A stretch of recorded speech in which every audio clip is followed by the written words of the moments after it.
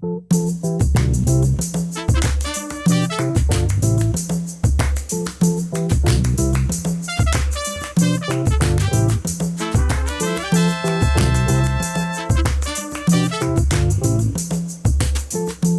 listener-supported KTOO, welcome to Juneau Afternoon, broadcasting live from the homelands of the Occoquan. It's Friday, March 28th, 2025.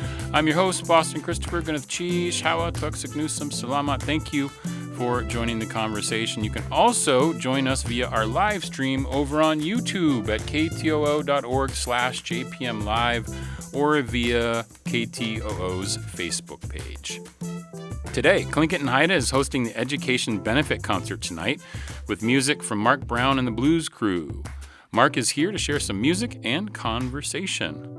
Their traditional games are coming next week right here in Juneau. We talk with organizer Kyle Worl and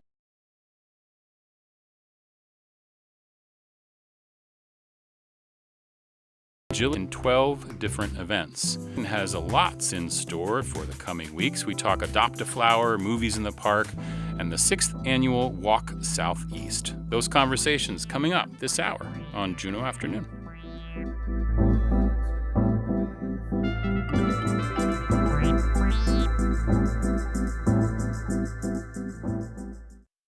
Support for Juneau Afternoon comes from Alaska Airlines Club 49. Membership information available at club49hub.com. You're listening to KTOO's Tlingit Word of the Week. This week's word comes from Keishi Bessie Cooley. And the word this week is tsa. Tsa. That means seal. And here is a sentence. The seal burped loudly. Let's hear it again. Tsa. Seal. Gunas Chish to Chene Lance Twitchell, Goldbelt Heritage Foundation, and the University of Alaska Southeast for this audio. Keishi Bessie Cooley is Kokhetan and a child of a Yenyedi man. She is from Daislin, Teslin, and grew up spending time in Teslin and around Teslin Lake. She earned a master's degree in Indigenous Languages and Linguistics from Simon Fraser University and interviewed many speakers for the Hashagun language series. She is currently translating projects for the children of the Taku Society. And tune in next week for another Tlingit Word of the Week from KTOO.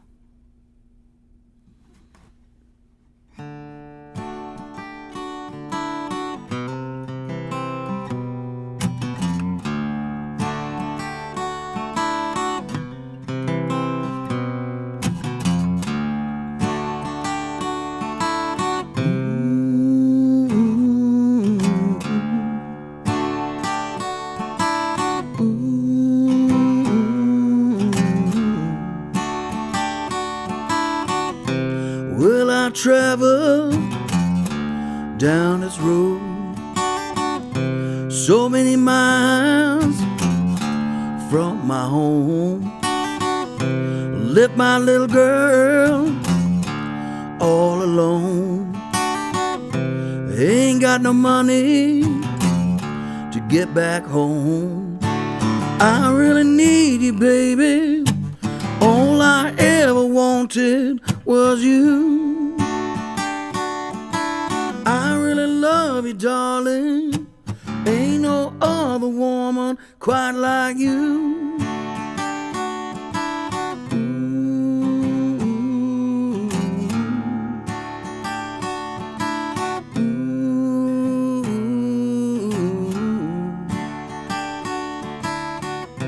Yes, I'm going down this road.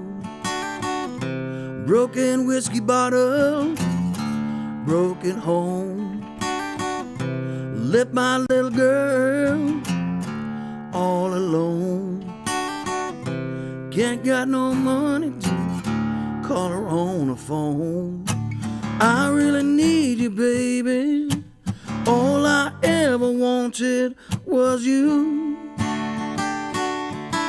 I really love you, darling. Ain't no other woman quite like you.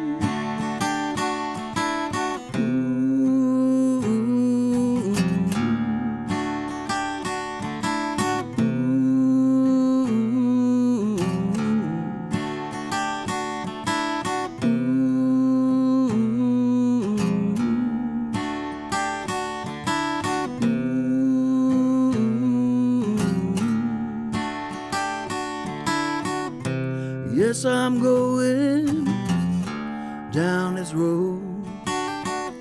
So many miles all alone. Left my little girl way back home.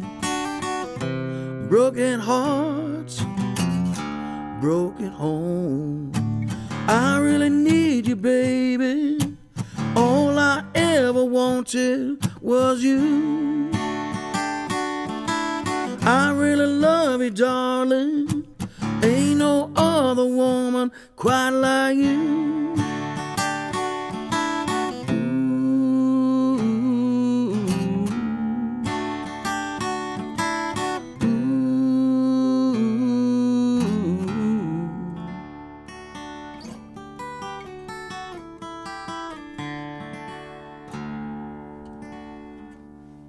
Yeah.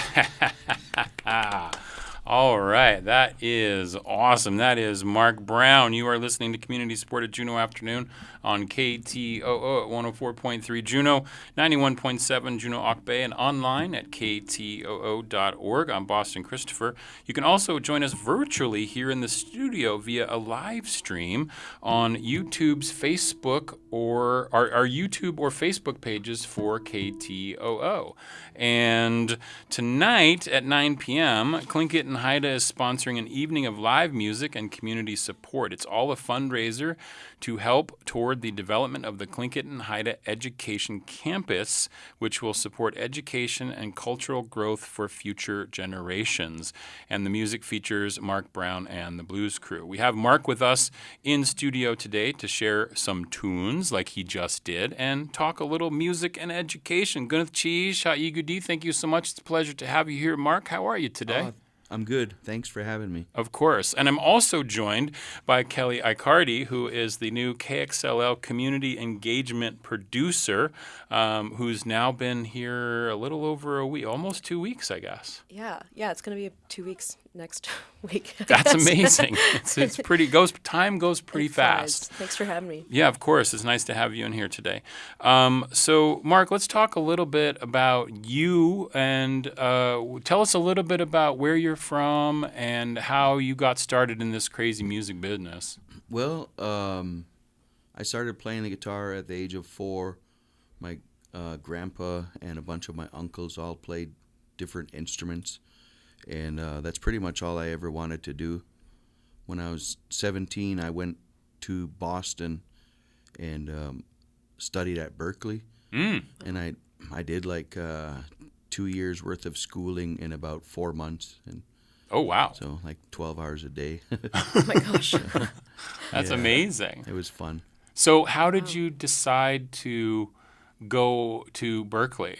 One of my teachers suggested it. They were kind of teaching me guitar, but I surpassed them, and they wanted me to learn from, some real talented musicians. So they suggested I go out there, and I researched it and saved up money and went out there. And you were living in Alaska at the time? I was living in a small village in Huslia. Huslia, okay. And like a week before I went out there, I got a moose, and I still had the bloody knife, and it was in my suitcase, and I totally forgot about it. And when I got to the dorm, I had a roommate from California and another one from the East Coast, and I took out this huge knife, and it was all bloody, and they got all freaked out. So, oh, my goodness. That was jarring. Yeah. That's pretty amazing. They were actually scared to sleep for a couple of days. And I had to tell them, this is moose blood. This isn't human blood. But, yeah, they've never seen anything like it. Oh, that's pretty great, though. Oh, I love wow. that. That's really good. It's a good story. And so you said, like, when you went to Berkeley, you had, like, 2 years of training in about 4 months. How did that work? Was it a special program? Or it was a special program. I see.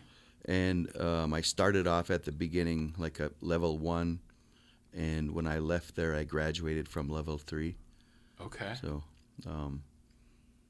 yeah, it's a great school, really. And then you came back to Alaska right away? Yeah. Okay. I came straight back and immediately started playing in clubs. Like once older musicians heard me. Yeah. They started hiring me. And I played backup guitar for Mickey Woods. He was a legend in the interior of Alaska. And another guy, Herbie Vent, I played bass for him. And played guitar in my grandpa's band. Oh, nice. And I started my own band, too. We were underage, but we were playing in bars. We had to get court documents. Oh, no. So my mom had to sign us over to a couple, like, I was 18 and my brother was like 20, and the bass player became my guardian and the other guitar player became my brother's guardian. Oh, my God, that's so funny. Kelly, do you want to ask about the band and maybe whatever else you might think of? Yeah. I've got lots of questions. All right, Don't worry. awesome. Yeah, I'm curious what the band's sound is like right now, or how it's changed with previous members, or what people can expect to see tonight. Actually, that's my question. Okay.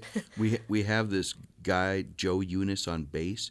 He's like the best bass player in Alaska. He's a jazz musician. Plays very like cool. 5 nights a week in Anchorage. Wow. He's crazy good, and he's here with us. And my drummer, Robert Smith, is also here. He's from Fairbanks. I picked up Robert when he was like 20, like 30 years ago. Wow. But we didn't play for like 15 or 20 years, and we just started playing together the last couple of years. Oh, wow. Wow. Yeah. What would you say has been your favorite performance that you've ever done? Or maybe top 2 if you can't pick. I played at the House of Blues in Vegas a long time cool. ago, and Al Green brought in a whole bunch of like famous musicians to. I don't know if they knew who I was or what, but he was doing a big show in the big stage, like the auditorium, and I was on the smaller stage. And when his show got over, he brought everybody to my show, and it was cool. packed. So that opened a lot of doors for me. Wow. And That's really cool. pretty much every show I've ever done in the Southeast is like one of my favorites. Oh, nice. I like cool. coming down here. I go to the Prince of Wales Island a lot, and I like playing there. Heidelberg, Craig. It's like going home every time I go there. It's so weird. Like, everybody's really nice to me, and even some of the elders, they're like, "Hey, Marc Brown, welcome home." It's pretty cool. That's so awesome. Great. Yeah. That's awesome. But we've been everywhere. We played in Nome a few times, Barrow a bunch of times, Bethel, Kodiak, even some places in Canada, pretty much everywhere in Alaska. And next month I'm doing a show out in New Jersey. Oh, wow. April 24th. Okay. So, Very cool. Yeah, going out there for like 9 days. They're working on some other gigs for me to play while I'm there, but that's the only one we have booked so far. Awesome. Very cool. Yep. Yeah. Are you sticking around for Folk Fest next week, or are you heading out? I wish I was. I'm actually flying out early in the morning. I have a show in Wasilla tomorrow. Oh. And then I have another show in Tanacross on Sunday. Oh, man. Well, Yeah. we'll miss you, but at least you're going to be here tonight. Yeah, for sure. Looking Yeah, and forward that's to why it. we're here, is for Yeah. tonight. I do want to ask, before we get to some more music, what was that song you played just now? It's actually called Broken Home, and it doesn't do it any justice with just me and a guitar. It's like I should have picked a different song, but the bass player and the drummer kind of make the whole song. I would disagree. That was a beautiful song, the way awesome. you did it. Yeah, it's just something I wrote, and we don't play it that often, but it's a pretty cool song. Nice. That's excellent. And I do want to mention that the reason you're here in town is you are playing tonight at 9 o'clock, and it's all in support of the Tlingit and Haida Education Campus. It's a fundraiser tonight. It's going to be a campus to support education and cultural growth for future generations. And I just want to show a little video that I got from our friend Dixie over at Tlingit and Haida, which shows some of the renderings of the future Tlingit and Haida Education Campus. You'll be able to see those on the YouTube, or you can search it on the Tlingit and Haida YouTube as well. And you are going to be playing tonight. There's going to be a no-host bar. There's door prizes. There's a 50-50 raffle. Where is the concert going to be happening? It's right over here at the EP Hall. The Elizabeth Peratrovich Hall. Excellent. Yeah. At 9 o'clock tonight. And I guess people can just get tickets at the door? Yeah. That's I think the best way to do it. $30 at the door. $30 at the door to get some tickets for it. Okay. And you're going to be playing along with the Blues Crew? Yep. With some awesome guests, it sounds like you talked about there, which is pretty cool. And it's all happening tonight at 9 o'clock. I'm hoping that Marc will play us another song here. Let me get us resituated in terms of our sound here, because I want to make sure that microphone, do you see that? The room mic there, I want to make sure that it sort of fell down a little bit. We just need to push it up a little bit. It's really top heavy. But I'm also going to go back over here and put you back up onto our red carpet stage microphone. There we go. That's perfect. Is that good? Yeah, that's perfect. Okay. All right. So this is Marc Brown. He might play us a song or two. Let's see what happens. It's a live little concert here on the red carpet stage. Okay, this one's called Sweet Love Song. It's another song that I wrote. You're like a sweet love song flowing along, a leaf blowing in the wind, a sweet chickadee singing in the tree, singing about love again. You're like a sweet butterfly floating in the sky, an eagle spreading its wings. My, oh my, we love to see you fly. Listen as a nightingale sings. I was down when I met you. Now I just can't forget you. Oh girl, you're always on my mind. I was lost when you found me. You put your arms around me. Hold me close one more time. You're like a sweet love song that can't go wrong, tugging at my heart. A sweet melody in perfect harmony. These miles can't keep us apart. You're like a sweet sunset that I can't forget. You're in my soul. You're like a sweet rainbow I can't let go. You're better than a pot of gold. I was down when I met you. Now I just can't forget you. Oh girl, you're always on my mind. I was lost when you found me. You put your arms around me. Hold me close one more time. Hold me close, girl, one more time. Hold me close, girl, one more time. You're like a sweet love song.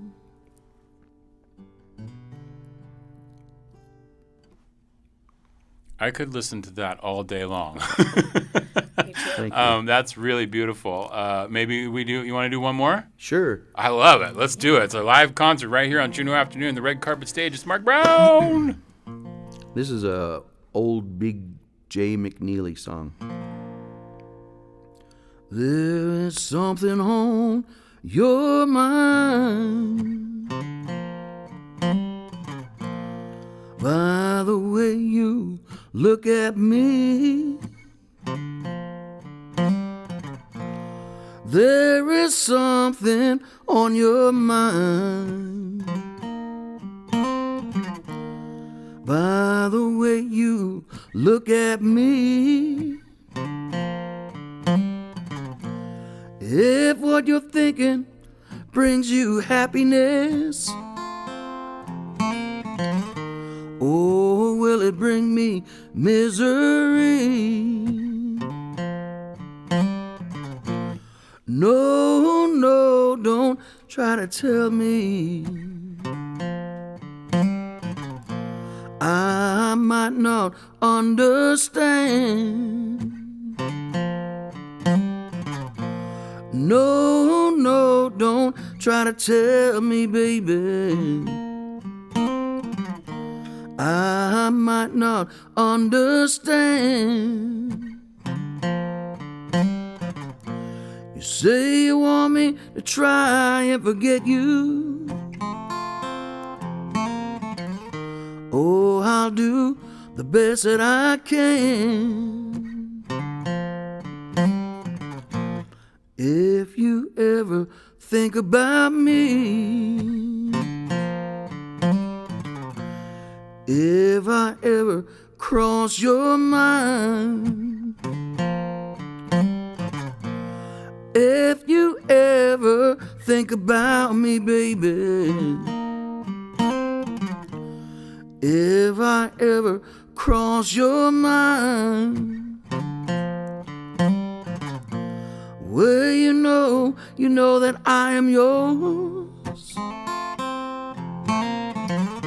Oh, girl, I know you are mine. There is something on your mind. There is something on your mind. There is something on your mind. Oh, yeah. Let's give applause for that. Thank you. So good. Thank you, Marc Brown. I really you. appreciate you coming in today. Gwyneth Cheesh, Kelly and I both appreciate you. The concert is tonight. I do want to mention that it is open to those 21 years and older because there is a no-host bar, but there's also door prizes and a 50-50 raffle. And, of course, you can get tickets at the door. It's over at the Elizabeth Parachovich Hall tonight at, tonight at 9 p.m. So thank you so much, Marc, for coming in and sharing some tunes with us. Awesome. We really appreciate it. Gwyneth Cheesh for being here. I enjoyed it. Thank you very much. Thank you so much. That was great. Yeah, that was awesome. Appreciate you. Okay, up next, we have this week's edition of Our Living Lands from Native Voice One. This is Juneau Afternoon on KTOO. This is Our Living Lands, and I'm Antonia Gonzalez. A new environmental documentary premiered in select theaters on March 23rd. KOSU reporter Sarah Lisi spoke to Choctaw citizen and filmmaker Colleen Thurston about her new film, Drowned Land, and the continued fight to safeguard Oklahoma's Kiamishi River. The film, Drowned Land, is personal for Colleen Thurston. In it, she explores her family's history, the homelands of the Choctaw people, and the land they now occupy in southeast Oklahoma. So our interview begins there, understanding how she gave herself permission to tell a story so close to home. I really was interested in exploring the lakes in Oklahoma, and I thought it was interesting that my grandfather had such a hand in building and developing the lakes in Oklahoma.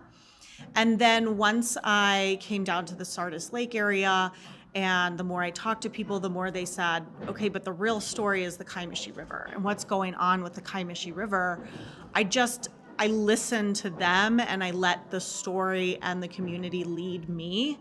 I kind of gave up control in a lot of ways. Like I said, I feel like I'm kind of a conduit for the river and for the community. Native American storytellers often talk about being vessels for Indigenous stories and environmental issues. Thurston called that work a responsibility. We talk about being stewards of the land, but we're very much stewards of stories too. You can tell your own personal story, but once it becomes a community story, once it's a collective story, or even if it's a story of the land, then we are just conduits, or we are entrusted with the responsibility of carrying on carrying on those stories, and especially for entities that don't necessarily speak our language, right? Like rivers or like trees or mountains or whatever it is. Additionally, we really want to prop up the idea of the rights of nature movement, to prop up this movement of recognizing that rivers, that trees, that mountains, whatever it may be, they are sentient and they can be recognized as such, and their rights can be recognized and their rights can be protected. If a tribe, whether it's Choctaw, Chickasaw, or any tribe, declared law that legally a river was protected, that would absolutely change that interaction between the state government, the state of Oklahoma, and a tribal nation. The film asks its audience to consider where their water supply comes from, while fostering a sense of appreciation for the land. I think growing up in Oklahoma, this was always a place where if you wanted to be anyone, if you wanted to do anything, then you should leave. That was kind of the message that I got. And I moved back full-time here when I was 30, and that became a message that I wanted to change. Like, you don't have to leave here. Why did we internalize that this place is not worth it? I hope that this film can maybe change that perspective of Oklahoma, and just bringing the film to communities that maybe have been affected in similar ways, or maybe have also been kind of told, like, your place isn't worth it.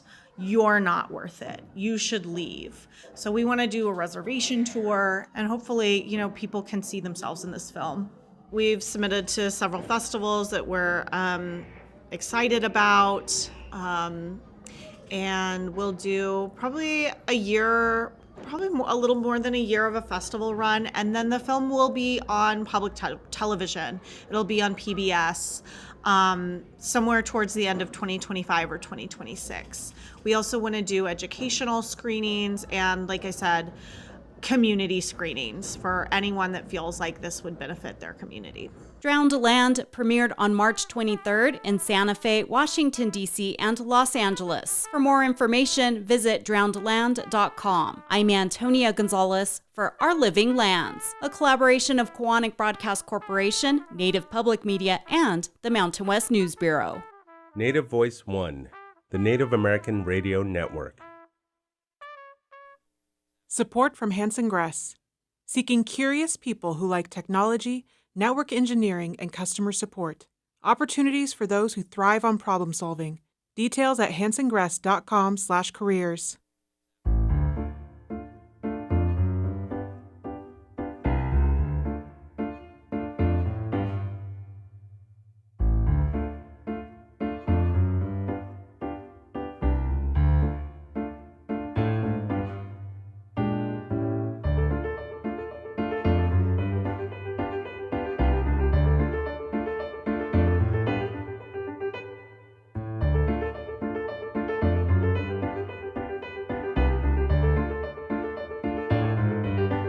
This is Juneau Afternoon from your listener-supported public media station, KTOO. I'm your host, Boston Christopher.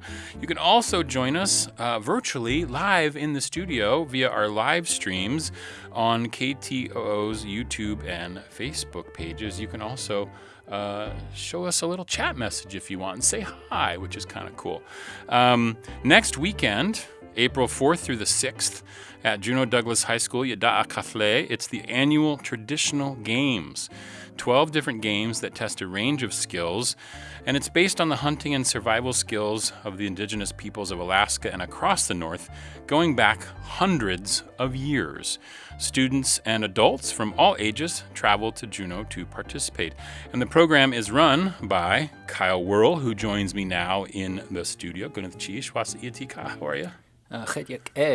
Nice, okay. And I also have two student athletes. I have Leif Richards, going to the cheese. Leif? Hello. Hello. I also have Mila Neely. Hi, Wasiiti, how are you? I'm pretty good. Awesome. Get a little bit closer to that microphone for me and you'll be good. All right, so, and you can find out all this information and the details of everything we're talking about here at traditionalgames.sealaskaheritage.org. That's the website. It has all the details, dates, times. We'll go over some of that. But Kyle, let's start with you. How long have we been doing this version of the traditional games in Juneau? This is our eighth annual event. And we're pretty excited about it. It was actually started through the University of Alaska Southeast with the Wushji'in Club. It grew out of that, and that one goes back even more than 8 years.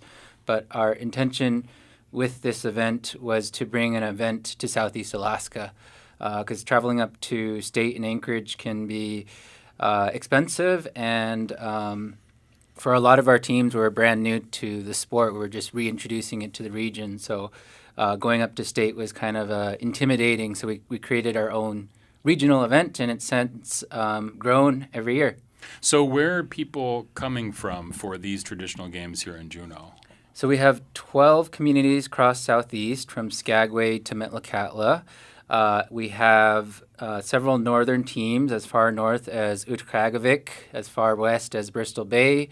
And then we have one international team from Yukon, Canada. A few lower 48 teams. Seattle, Washington is sending a team as far south as Santa Fe with Institute of American Indian Art, as far east as Dartmouth. And then we also have one other college team from down south, that is Fort Lewis College. So this event is also unique in that we've created this adult college division as well, and we recruit teams from across the nation to participate alongside our middle and high school divisions. Yeah, that's what I was going to say. So it's middle, high school, and then now this adult division, which you're inviting people to come and be part of that, which is kind of cool. That's really interesting. Do people have to have a team to be involved, or can an individual register for the traditional games? An individual can register. For the most part, open registration. You can just go onto the website and sign up, and you don't need a team.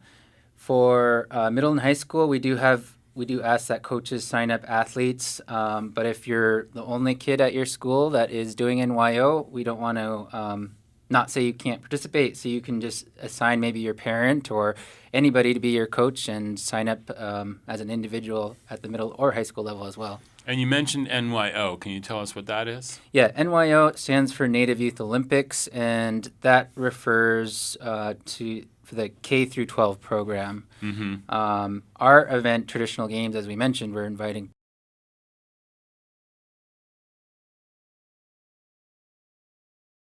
NYO event since it's more a greater age group. And the NYO that happens in Alaska is usually later in the spring, right?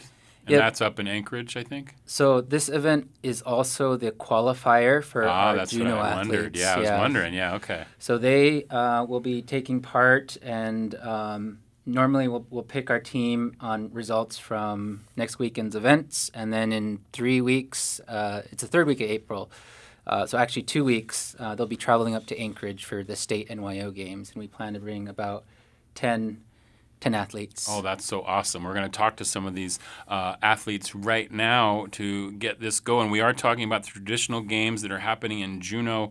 They're April 4th through the 6th, so that's next weekend, not this weekend, at Yada'a Kathleen Juneau Douglas High School. And so let's talk to Leif and Mila. Let's start with you, Mila. So you have participated in the games before? Yeah, I've been going to traditional games since I was in 6th grade, and I actually started when I lived in Washington for 2 years. Okay. My dad really wanted me to stay connected to like everything in Juneau, and he really wanted me to do Native Youth Olympics, so he signed up as a coach, and it was me and one other person, and we were the first team in Washington, and we came down for traditional Yeah, no, it's all good. Traditional games. And how old are you now? I'm 14 now. You're in high school now? I'm in 9th grade, yeah. Okay, so you've been doing it since 6th grade, so like 3 years or so? I've been doing it since 5th grade. Oh, 5th grade, so like 4 years. Okay, yeah. That's awesome. And so tell me, I know there's 12 different events, and I don't know if we have time to go over all of them, but tell me which ones you participate in. I do most of them. Unfortunately, traditional games because it's getting so big, which is awesome. We're only allowed to pick 7 games. Even though you want to do them all? Yeah. Yeah. I really like the 3 kicking events, but specifically 2-foot high kick is my favorite. Okay, so let's describe for people who don't know, what are these kick games that you participate in? Describe what the process is. So the 1-foot high kick is where you measure up to the ball and then you jump off 2 feet, kick with 1 foot, and then you land on the foot that you kick with. Okay. And then the 2-foot high kick is the same, except you jump off 2 feet, kick with 2 feet, and land on 2 feet. And is the idea that, and that maybe people have seen this one, right? Because this is one that's pretty popular that people see videos of and stuff like that. This is where, does the ball get higher and higher as you compete? Yes. Okay, so they raise it, and then one of those is a 1 kick where you only have to get 1 foot off the ground. But then the 2 kick is you have to actually lift both of your feet off the ground. Mm-hmm. Wow, that's amazing. How hard is that? It takes a lot of practice for sure. Yeah. When you practice, do you use mats in case you fall? No. No. Learn by doing, I guess. I love that. Kyle's a tough coach, right?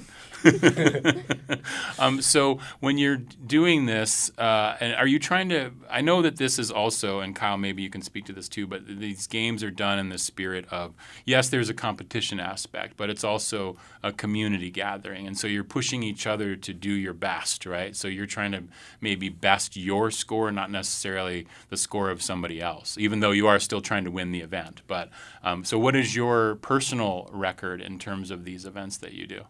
On the foot kicks. Yeah, it's definitely more of a community building thing. Mm-hmm. I think my 1-foot record is 73 inches, my 2-foot record is 64 inches, and my Alaskan record is, I believe, either 60 or 62 inches. Wow, that's pretty tall. Mm-hmm. That's like 7. That's almost as tall as me. I'm like 6'4". That's pretty amazing. All right, and give me one other event what's your other favorite event in those 7 that you get to do? I really like Dene stick pull. Okay, tell me about that. What is that? That's where you have a stick and it's thick in the middle and then it gets like smaller at the ends. And you grease it and there's a black line in the middle and you try to get the stick out of the other person's hand. And it represents when you're pulling like a slippery salmon out of water, being able to like grip it, but not necessarily like grip, like being able to hold onto it. I'm glad you said that because all of these games are part of tradition, right? They're called traditional games, but they come out of the hunting skills and all of that. So that one for the Dene stick pull is for helping to catch salmon. Mm-hmm. That's what you said. Okay. And what's the kick for? What is that in terms of traditional? What is that about? So Alaskan high kick was used to stay fit in the winter because you could do it without a lot of space. But it was good training during the winter for the summer. Okay. And then the 1-foot and 2-foot high kicks were used kind of like sign language because when you're out in the tundra, if you like catch a seal or something and you need people to like come help you bring it in, they would signal like really long distances, either the 1-foot or the 2-foot, and it was different for different communities on what it meant. I know in some communities the 2-foot high kick would represent a whale because the 2 feet looked like a whale tail. Oh, interesting. Okay. Yeah, so it was really cool. I love that there's not only the athletic part of it, but then also the cultural learning that you get from doing these games. So, and you seem to be pretty knowledgeable, which is great. Well, we say break a leg in the theater from where I did. We don't want to say that in the game. So I guess you all probably say, what do you say when you want to wish somebody well in the games? I don't know. You got it? Yeah. you got this? Yeah, okay, that's good. We got to get that. All right, Leif, let's talk to you a little bit. How many of the games, are you also doing 7 of them? Yes, I'm also doing 7 of the games. Okay, so your job here is to tell me about 3 others that Mila didn't tell us about that you're participating in. Okay, so should we start with my favorite? Yeah, your favorite, okay. Yeah. So probably my favorite event that I'm going to do is called the one-arm reach, or is it one-hand reach? Both, I think. Okay. And that's where you start on the floor with your So you start with your hand. You want on to the do it, floor. right? It's like you have to do it to know what it is. Yeah. Yeah, it's really hard to explain, but you're basically balancing on one hand with nothing else touching the floor, and with your other hand you have to reach as high as possible. Oh, okay. Without anything touching the ground except for your two hands. So you have your base hand, and then your reaching hand will reach up off the floor, touch the ball, and come back down, and nothing else can touch the floor. Oh, wow. Okay. And how does that get incrementally harder as you compete? Is it to be able to touch the ball at a higher level? Mm-hmm. The ball raises 4 inches every round. Holy moly. That must be hard. Yeah, it's definitely has a big learning curve to it. And what is that tradition, or what is that skill sort of highlighting in terms of the tradition? It was to practice balancing and just being fit over the winter months because long, cold winters, stuck indoors. Yeah, the survival aspects, the harsh conditions, keeping yourself up when it's really cold outside. Okay, that's your favorite one? Yes. Okay, that's pretty awesome. And give me another one. Another game that I really like is called the scissor broad jump. It's like similar to like triple jump where you're trying to go for the furthest distance, except there's no run up. Okay. Oh. And then one of the moves is you cross your foot behind the other foot as you jump forward. Oh, if you mess that up, you could twist an ankle or something. Yeah, it's kind of hard to explain. So you start off both feet. There's 4 different moves. So you start on both feet. There is no run up. So you're starting from standing. You jump to one foot. Then your foot crosses behind the other foot. Yeah. As you jump forward. Then you land onto the first foot again. Then you have to land on both feet after that. And it's supposed to replicate jumping from ice flow to ice flow. So, and at the end when you when you land on your 2 feet, you have to balance and not touch the floor. Yeah. You're doing a great job describing it, by the way. I'm totally picturing it in my head and how hard it is. That's what I know, is that it's very difficult. How long have you been doing the games? Almost 10 years now. 10 years? When did you start? Between 2nd and 3rd grade. Whoa. Okay. That's a long time. That's pretty amazing. Okay, and one more event that you love. Another event that I love is kneel jump, which is pretty tricky. You start on the floor on your knees. Okay. Usually without shoes or socks, you can grip the floor. Your feet have to be flat against the ground. They can't be like upright. And you try and jump as far forward as possible from that position. Oh, wow. Okay, that's pretty tough, too. Mm-hmm. Yeah, that's amazing. There are so many of these awesome games, and I love that you all have like the history involved as well. That's really cool. And so, Kyle, is this open to the public? How do people come and enjoy Mila and Leif doing their thing? Yeah, this is a free event, so come down to Juneau Douglas High School next weekend. It starts Friday evening around 5:30, and then it's Saturday and Sunday from about 9 to 6. And cheer on the athletes, learn about the games. Our athletes are always open to sharing. If you want to ask them questions like, what are you doing? You can learn more about it. And we'll have an art market as well, so you can come out and support some artists. We'll have Native Youth Council selling some items too. They're raising funds for their student club at JDHS. So lots of ways to support if you come downtown next weekend. Awesome. Well, and I do want to show something that I have here. We'll just talk about it because I was wondering if they would say one of those, but they didn't. But there is one that you hold the record for, Kyle, in terms of it's called the knuckle hop or the seal hop. And so we're watching it on the live stream, but can you describe what the seal hop is? It looks painful. Yeah, so the particular version that I do is the knuckle hop. You're doing it on a closed fist, and you're hopping in a plank position, and you're hopping on your hands and toes. And it's a one-attempt event, and you try to go as far as you can. And it mimics the motion of a seal hopping on ice. It is a traditional hunting technique that hunters would sneak up to seals laying out on the ice floe by mimicking their motion, and they would be dressed in sealskin. They'd have their harpoon on their back, and this was their way to approach the seal without scaring it off. And once they're in range, they'd jump up and harpoon that seal. But now we've turned it into a game of both physical strength and mental strength.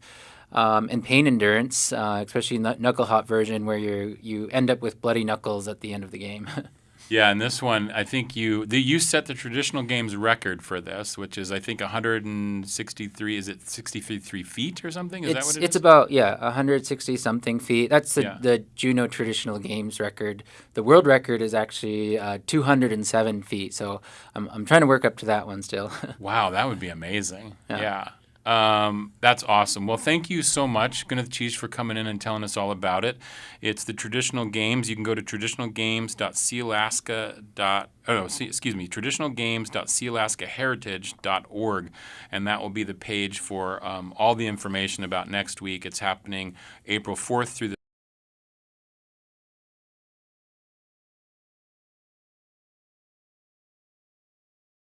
and then all day on Saturday. Kyle, Leif, Mila, thank you so much, Gwyneth Cheese, for being here and telling us about it. And go do it, or have fun. What was it? Get it. You got it. You got it. You get Gwyneth it. Cheese. I love that. Thanks so much, Gwyneth Cheese, for being here.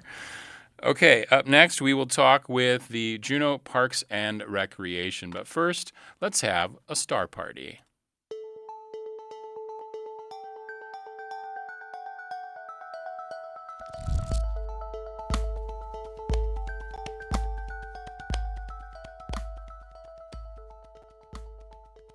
Let's have a star party. This is Steve Kosas with the Marie Trek Planetarium. I'm going to talk about exoplanets. Planets that orbit a star other than our own sun are called exoplanets. And it appears now that every star that we look at has exoplanets around it. 1995 was when the first exoplanet was found, discovered.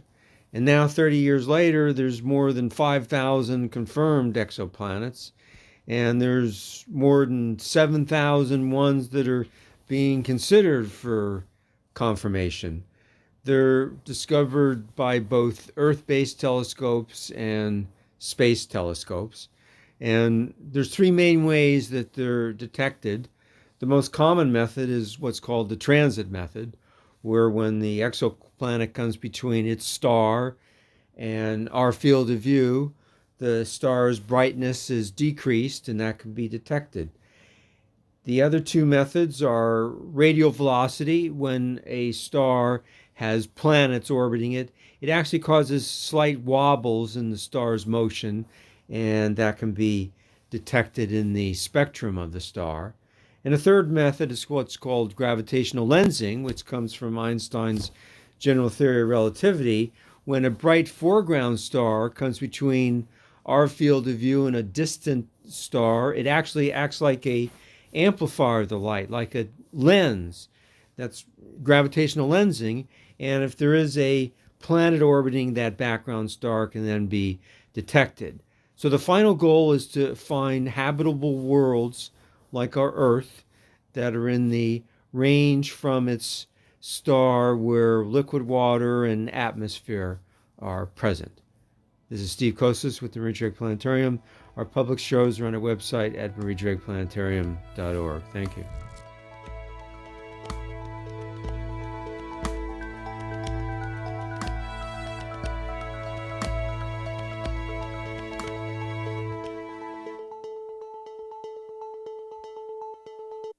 Support for Juneau Afternoon comes from Heritage Coffee Roasting Company, providing Juneau with locally roasted coffee for over 40 years, with cafes and drive-through locations throughout Juneau. More at heritagecoffee.com. For KTOO, I'm Mike Lane. It is Friday, March 28th. Sunrise was at 6:35 this morning. Sunset will be at 7:31 for a total of 12 hours, 55 minutes, and 59 seconds of daylight today. A gain of 5 minutes and 6 seconds over yesterday. And taking a look back at this day in 1964, acting Juneau City Mayor Bud Body said the Juneau area and most of south central Alaska escaped any major damage from the tremendous earthquake that struck south central Alaska the prior evening. A Locan Air Charter float plane had flipped over as a result of tidal action along Gastineau Channel and was considered to be the most serious damage of the quake in Juneau. That's a look back at this day in 1964. This is KTOO. And that's Mike Lane, who you can join every morning, our morning edition host, Monday through Friday, right here on KTOO. You are listening to Juneau Afternoon from Studio 2K at KTOO. Time for our monthly check-in with the CBJ Parks and Rec Department. And today we have lots of events happening, things going on, and I am joined by Sonny Mauricio. Did I say that right? Yes, sir. Nice to meet you, Boston. Awesome. Nice to meet you. And you are new to CBJ Parks and Rec, or you have a new position. Tell me about your job at CBJ. Yeah, so I've been here for about 2 months now. I'm the communications marketing coordinator. It was kind of a mix from the deputy director and the graphic designer roles. They just had a little bit too much on their plate, and so I took over some social media stuff. We're trying to do more video content and make sure we're just getting the word out for all the public. Yeah, we were just talking about it, that you now have an Instagram page, and you're over at CBJ Parks on Insta. Yep, we're doing more reels. We're going to be promoting a lot of video stuff over there, different demographic, and just make sure we're just trying to reach everybody across Juneau. The reach, that's what it is, right? It's all about the reach, making sure everybody knows it. Okay, well, we have lots to talk about. Let's start with, tell me a little bit about Adopt a Flower. Yeah, so Adopt a Flower started in 1984, and so it's 41 years now, and thanks to local donations that take place, we're able to plant and put flowers all around Juneau. I'm sure you see them every year starting in June. And that's an awesome program. We believe that the flowers help inspire locals and sort of brighten up the town. And, so our landscape crew handles 60 flower barrels, 50 flower beds, and over 200 hanging baskets. All right. All around town. That is amazing. I love seeing those every summer. They're beautiful. Yeah. How can people participate in that? So you can actually go, and we've got our donations open right now. There's different donation levels, all the way starting at $25 up to $1,000. And last year we were able to raise over $7,400, which goes a long way, because this is a year-long program, all the way from starting in February to seeding all of the plants and flowers to now they're starting to bloom. And then throughout even like the season, our landscape crew has to take care of them, like for days where it's like maybe not raining, because we want to make sure they get water without going without water for too long. And then even in the wintertime, or when the fall hits, we use those for the soil. So. Right. So the money that so you're adopting a flower, basically. That's the idea. Yeah. And so you're paying minimum $25. You can go up to $1,000 if you want, the different levels. And the money that's raised is used to keep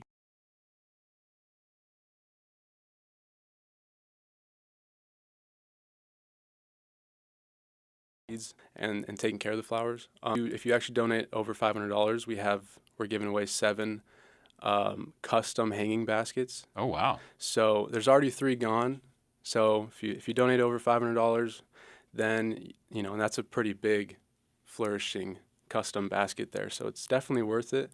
And anyone who donates by April 30th will get their name on the Adopt a Flower sign that's right in the center of Marine Park Plaza. Right. That's nice. That's sweet. Yeah, so you get a little recognition. It's a little bit of pride. Yeah, absolutely. Supporting beautifying the town. Okay.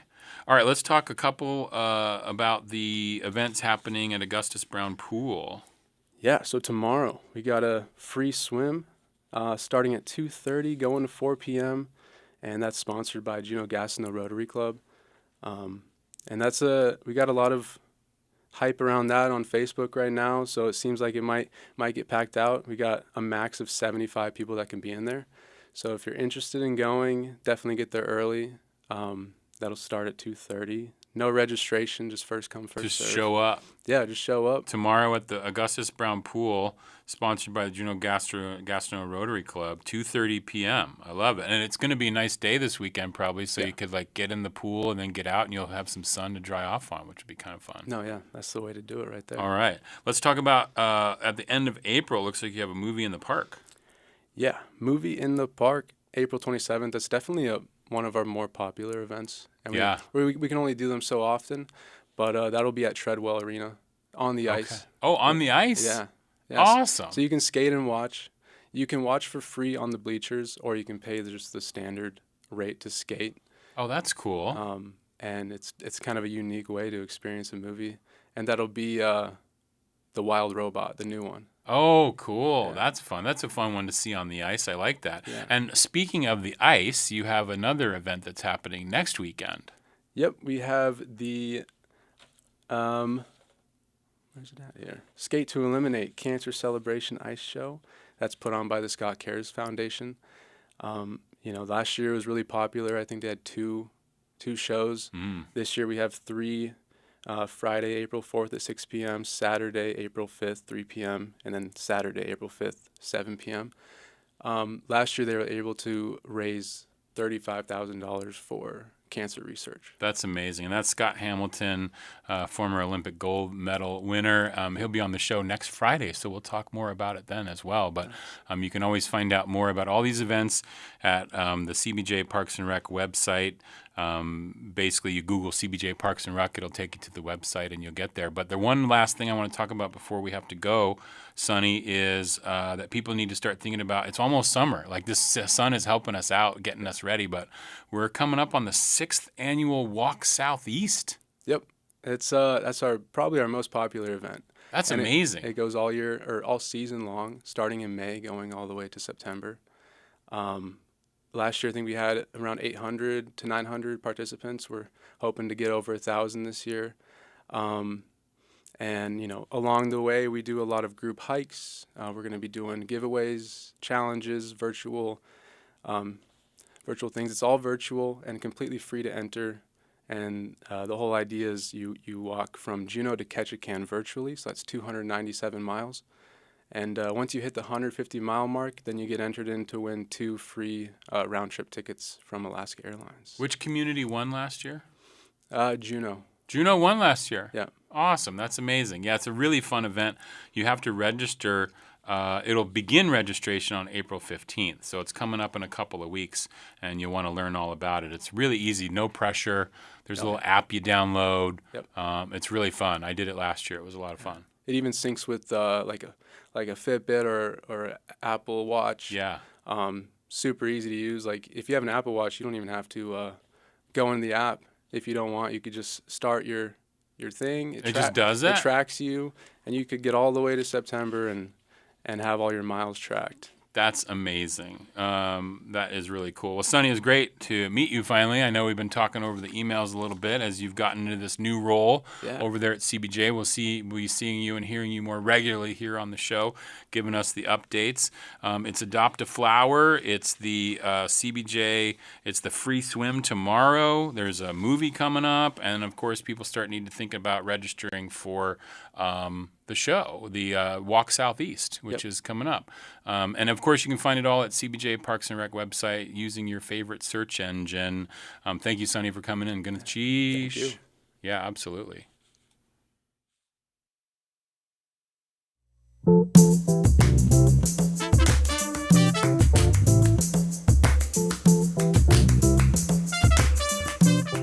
That will do it for today's Juneau Afternoon. Juneau Afternoon airs Wednesday through Friday at 3 p.m. right here on KTO Juneau 104.3 and KAUK Juneau Bay 91.7. Hello, out the road.